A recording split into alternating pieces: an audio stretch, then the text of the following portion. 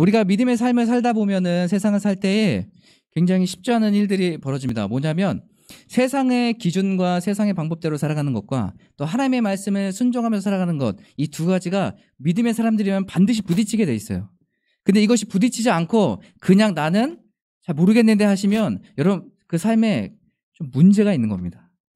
혹시 뭐 나는 괜찮은 것 같은데 뭐 이런 분 계세요? 그런 분 없으시죠? 하나님의 말씀에 순종하며 살아가는 거는 세상의 방법과 대치가 돼 있어요. 그래서 부딪히게 돼 있어요. 그래서 우리가 직장 생활하면서 또 가정 안에서 또 우리 학교 안에서 여러 가지 문제들을 만나고 그것 때문에 고민하고 우리가 번뇌하게 되는 일들이 벌어집니다. 그런데 세상의 방법을 따라갈 건가 아니면은 우리가 믿음을 지키면서 하나님의 말씀을 순종하며 따라갈 건가? 여러분 어떤 게 더 쉬운 것 같으세요? 우리가 또 교회 안에 있으니까 솔직하게 얘기하셔도 됩니다. 네, 하나님께서는 다 용납해 주시고 사랑해 주세요. 예. 세상의 방법을 따라가는 게 훨씬 더 쉽죠. 왜요? 그거 너무나도 선택하기 너무 쉬운 거예요. 세상이 이런 룰로 지금까지 진행되고 지금까지 왔기 때문에 그래요. 그런데 한 조직에서 내가 하나님의 말씀을 붙잡고 하나님의 말씀에 순종하며 살아간다라고 결정하고 시작할 때에 그 물 흐름 가운데 부딪히게 돼 있어요. 왜요? 하나님의 공의와 정의로 살아가기 때문에 그 안에서 불법과 그냥 다른 사람들이 악에 허용되는 것과 이런 것들과 부딪히기 때문에 그래요. 그렇기 때문에 세상에서 믿음을 지키며 살아가는 것, 하나님의 말씀대로 순종하며 살아가는 것은 굉장히 쉽지 않습니다. 우리에게 하나님께서 말씀하실 때가 있어요. 그때에 우리가 그것을 듣고서 쉽게 한 발짝 한 발짝 가지 못할 때가 좀 있을 때가 있는 것 같아요. 저는 2021년도가 그런 해였던 것 같아요. 처음 시작이. 왜냐하면 코로나 시기에 교회를 개척한다는 거 쉽지 않은 선택이었기 때문에 그래요. 저한테는 굉장히 처음 그 선택하기 전까지가 두려운 시간이었어요. 그리고 전에 있던 목사님과 제가 이제 개척하겠습니다 했더니 목사님이 절대 안 된다고 막 얘기하셨거든요. 이 시기에 무슨 개척이냐. 어떤 얘기까지 들어왔냐면 너 망한다 라는 얘기까지 들었어요. 그럼에도 불구하고 하나님께서 하루하루가 지날 때마다 저에게 개척에 대한 마음을 주셨어요. 근데 지금까지 참 놀라운 것은 그 믿음의 걸음을 한 걸음 한 걸음 갈 때마다 하나님께서 우리에게 놀라운 은혜를 주신 것을 경험하게 돼요. 믿음의 삶이란 이런 것 같습니다. 우리가 하나님의 말씀에 순종하며 살아가는 것 때로는 힘들고 어렵고 한 발짝 한 발짝 가는 게 쉽진 않지만 그럼에도 불구하고 그것을 내 삶 가운데 하나님의 말씀을 실현해 나가고 내 마음 가운데 모시면서 그것을 한 발짝 한 발짝 나갈 때 하나님께서 주신 그 은혜가 더 크기 때문에 우리는 믿음의 사람들은 이제는 기꺼이 그 하나님의 말씀을 선택하며 살아갈 수 있게 되는 거예요. 여러분, 우리가 지금 2011년 한 해를 지냈고 또 이제 2022년이 다가올 텐데 여러분 모든 한 해 가운데 또 앞으로 남은 시간과 내년도 다 하나님의 그 은혜가 여러분 삶 가운데 함께하길 바라요. 여러분의 말씀을 붙잡고 말씀에 순종하는 삶으로 말미암아서 주어지는 은혜를 여러분 여기 있는 모든 사람들이 경험하길 소망합니다. 오늘 말씀을 보면 마리아가 등장합니다. 이 마리아는 어떤 사람인가요? 예수님의 어머니죠. 근데 예수님의 어머니인데 예수님께서 이 마리아에게 잉태될 때 주의 사자가 나타나서 뭐라고 얘기합니까? 성령으로 잉태됐다라고 얘기해요. 오늘 말씀에 읽지는 않았지만 누가복음에 보면 더 자세히 나와 있어요. 마리아에게 어느 날 주의 사자가 나타납니다. 나타나서 얘기하는 거예요. 너가 이제 아들을 낳을 거다. 이 자녀는 성령으로 잉태됐다라고 얘기하는 거죠. 그런데 이 마리아의 반응이 어떤지 아십니까? 만약에 우리가 그런 상황이라면 여러분 어떻게 반응하시겠어요? 무슨 말도 안 되는 소리세요. 그래서 난 정상적으로 결혼하고 다 마무리 짓고 그래서 그 다음에 아이가 태어나야지. 그게 맞지. 이게 무슨 말씀하시는 겁니까? 라고 할지 모르겠어요. 하지만 이 마리아는 그렇게 얘기하지 않았어요. 주님의 말씀대로 이루어지리이다 라고 고백했어요. 참 쉽지 않은 결정입니다. 그렇죠? 처녀가 잉태를 한다는 것, 성령으로 잉태한다는 것은 쉽지 않은 일이에요. 그런데 그럼에도 불구하고 이 마리아는 얘기하는 거예요. 주님의 말씀이 내게 임하기를 간절히 원한다고 얘기하는 거예요. 여러분 우리가 세상에 여러 어려움과 힘듦을 경험하며 살아갈 때에 하나님의 말씀 붙잡고 살아가는 저와 여러분 되시길 바라요. 그럴 때 하나님께서 우리에게 그 말씀대로 이루어 주실 것입니다. 그 말씀대로 이루어질 때 놀라운 은혜가 있는 것이에요. 여기까지만 보면 굉장히 은혜로운 것 같아요. 왜요? 주의 사자가 말씀했고 성령으로 잉태됐고 그리고 마리아는 그것을 믿음으로 취했어요. 주의 말씀이 이루어지리이다. 그럼 여기서 다 잘 될 것 같아요. 근데 문제가 발생합니다. 어떤 문제가 발생하죠? 마리아는 오늘 말씀해 보니까 정혼한 상태였어요. 누구랑요? 요셉이란 사람과 정혼한 상태였어요. 그런데 정혼한 상태인데 지금 뭐예요? 마리아가 임신을 한 거잖아요. 그랬을 때 요셉의 반응이 어땠을까? 깜짝 놀라죠. 차였어요. 여러분 이거를 조금 여러분 유대 사회 제가 예전에 그 결혼 풍습에 대해서 여러분과 같이 잠깐 나눈 적이 있었어요. 기억나세요? 아, 기억 안 나요? 그래서 간단하게 설명해 줄게요. 유대 사회에서 결혼 풍습은 이렇습니다. 첫 번째는 약혼을 해요. 정혼을 해요. 약혼을 해요. 이 약혼은 어디서 하냐면 신부의 집에서 해요. 신부의 집에서 약혼식을 하는데 약혼식을 할 때에는 이때부터는 법적 부부가 되는 거예요. 그래서 약혼식을 하면서 거기서 서약을 합니다. 이제 내가 당신과 함께 하겠습니다. 그런데 여기서 끝나는 게 아니라 한 번 더 있어요. 뭐예요? 또 한 번의 진짜 결혼식이 있어요. 이것을 해야 완성이 되는 거예요. 완성이 돼서 이 결혼식은 7일 동안 합니다. 7일 동안. 7일 동안 잔치를 하면서 거기서 결혼식을 하거든요. 이것까지 끝나야 온전하게 이제 결혼식이 혼인이 완성되는 건데 지금 어떤 상태냐면 이 마리아는 정혼한 상태예요. 여기 결혼까지 이 7일간의 잔치까지 가지 않았어요. 이 정혼한 이 상태에서 신랑은 신부에게 약속합니다. 내가 1년 뒤에 다시 오리라. 그래서 신랑은 다시 자신의 집으로 가요. 정혼한 상태에서.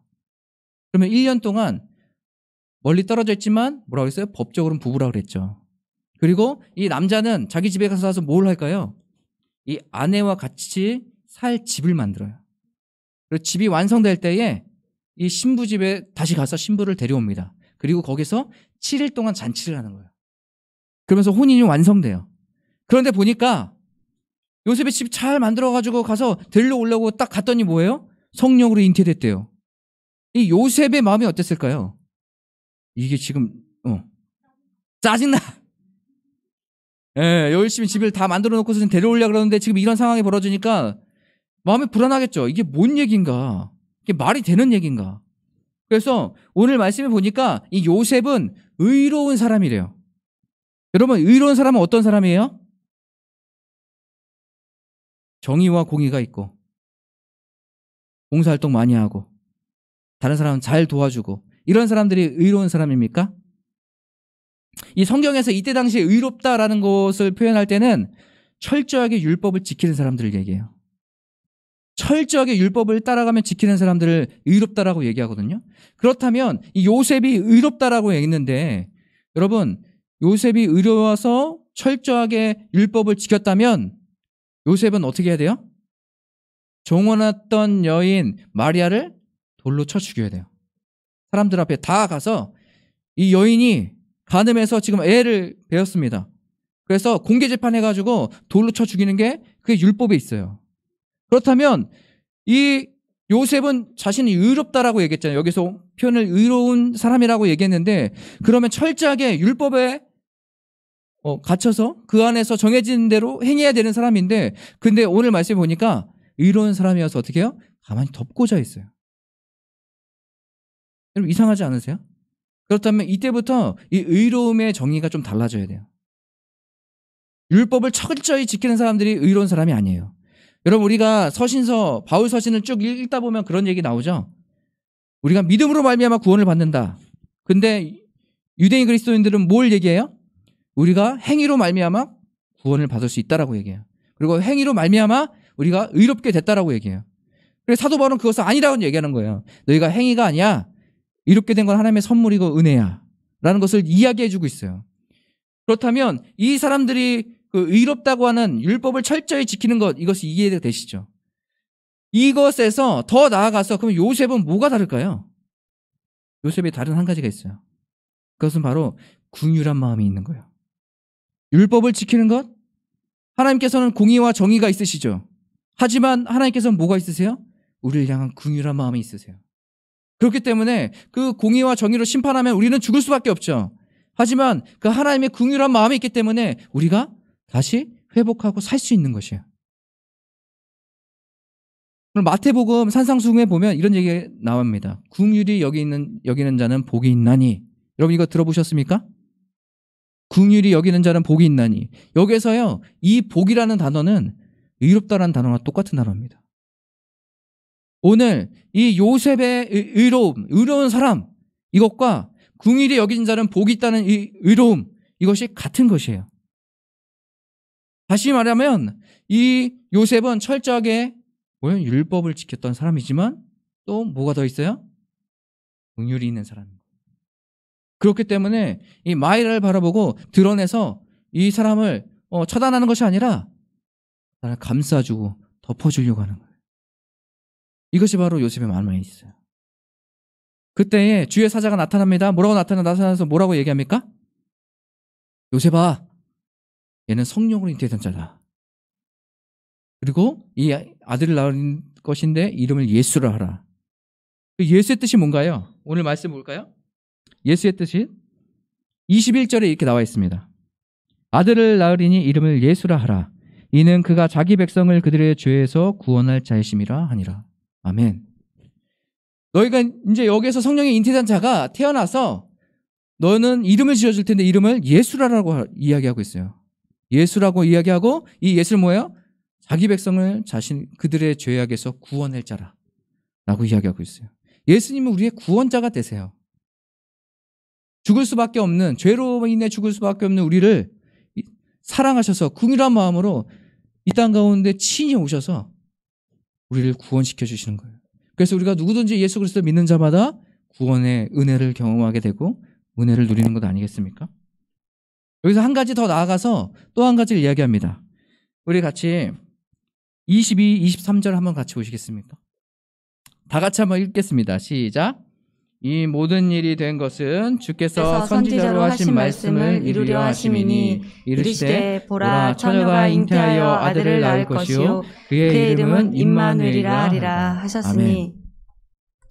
여러분 오늘 예수님의 또 다른 이름이 나옵니다. 또 다른 이름은 뭐예요? 임마누엘이라고 얘기하고 있어요. 오늘 말씀에 22절에 이렇게 이야기하고 있어요. 모든 일이 된 것은 주께서 선지자로 하신 말씀을 이루려 함이라. 저는 이 말씀 묵상하고 여러분과 같이 나누려고 묵상할 때에 한 가지 들었던 생각이 있어요. 하나님께서는 반드시 말씀을 이루시는 분이시다. 여러분 이스라엘 백성들이 다 멸망하고 나서 바벨론 포로로 끌려갔을 때 하나님께서는 분명히 말씀하셨어요. 너희가 다시 돌아올 것이고 회복하게 될 것이다 라는 거예요. 근데 하나님께서 그 약속을 지키셨어요? 지키지 않으셨어요? 지키셨어요. 예수 그리스도의 탄생은 이미 미가서에서 700년 전에 하나님께서 예언하셨던 내용이에요. 또 이사야도 예언했죠. 이 내용이 지금 뭐예요? 그 후에 몇백 년이 지나서 지금 성취된 것이에요. 하나님의 말씀은 반드시 이루어집니다. 여러분 삶 가운데 하나님께서 말씀하셨어요? 그렇다면 그것은 반드시 이루어질 거예요. 그래서 믿고 신뢰함으로 그 말씀 붙잡고 살아가야 돼요. 그렇기 때문에 우리는 그 말씀에 순종하며 살아가는 거예요. 왜요? 그것을 반드시 이루실 하나님을 기대하기 때문에. 오늘 하나님께서 이 예수님의 탄생, 이 구원자, 이분을 보내십니다. 선지자의 말씀을 통해서. 그래서 오늘 얘기한 것처럼 보라 처녀가 잉태하여 아들을 낳을 것이요 그의 이름을 임마누엘. 여러분 임마누엘의 뜻은 뭐예요? 하나님이 우리와 함께 하시다. 하나님이 우리와 함께 하시다. 예수님의 다른 의미는 임마누엘입니다. 하나님께서 예수님이 이 땅에 오심으로 말미암아서 이 하나님과 함께 하신 이것이 확증된 것이에요. 하나님께서 지금도 우리와 함께 계십니다. 여러분 믿으세요? 정말 믿으세요? 여러분 누구와 함께 한다는 건 굉장히 든든한 일인 것 같아요. 혼자 가는 것보다 누군가 한 명 더 있으면 덜 무섭고 더 힘이 되고 인간도 그런데 그 전지전능하신 그 하나님께서 우리를 구원하신 그 예수 그리스도께서 오늘 우리에게 찾아오셔서 말씀하고 있는 거예요. 임마누엘의 하나님, 내가 너와 함께 하겠다. 우리를 그냥 내버려 두고 너희들 어떻게 하나 보자, 잘 살아나가나 보자, 한번 시험이나 한번 해보자 라고 지금 예수님께서 그렇게 말씀하시고 하나님께서 그렇게 말씀하신 것이 아니에요. 내가 너희와 함께 하겠다라고 말씀하세요. 특히 마태복음 마지막에 뭐라고 얘기합니까? 예수님께서 세상 끝날까지 내가 너희와 함께 한다라고 이야기하고 있어요. 예수 그리스도께서 이 땅 가운데 나시고 오심 자체는 하나님이 우리와 함께 하시다는 것을 결정하고 확증한 증거인 거예요. 그래서 이것을 꼭 기억하시고 우리가 어디 있든지 예수님과 함께 동행하는 저와 여러분들 삶이 되기 바라요. 예수님이 지금도 우리와 함께 계십니다. 세상에 두려운 일이 올 때마다 또 어려운 일이 올 때마다 우리는 인간적으로 마음으로 볼 때는 굉장히 두렵고 떨리죠. 어렵죠. 쉬운 게 어디 있겠습니까? 재정적인 어려움이 들어올 때마다 또 이사, 직장의 문제, 여러 가지 문제가 올 때마다 우리가 얼마나 고민하고 기도하고 또 두려워 떨고 그렇습니까? 그런데 그럼에도 불구하고 우리가 두렵지 않고 떨지 않고 담대함으로 나갈 수 있는 이유는 그 하나님께서 우리와 함께 하시기 때문에 그래요. 예수 그리스도께서 우리와 함께 하시기 때문에 그래요. 오늘 특별히 성탄절이죠. 이 성탄절에 우리가 주님의 은혜를 구하시길 바라요. 하나님과 함께함이 어떤 것인지 내가 경험하고 싶습니다. 하나님의 은혜가 무엇인지를 내가 경험하고 싶습니다. 내가 구원받는다는 것이 무엇인지 내가 알기 소망합니다. 예수님의 오심이 그냥 성경에 쓰여있는 다른 사람의 이야기 이런 것이 아니에요. 나의 이야기가 돼야 돼요. 나의 경험이 돼야 되고 나의 은혜가 돼야 되는 거죠. 이 시간에 같이 찬양하고 기도하며 나갈 텐데요. 찬양하실 때 나보다 앞서 그 길을 가시는 분이라는 찬양이에요. 이 찬양 우리 같이 부르고 기도하도록 하겠습니다.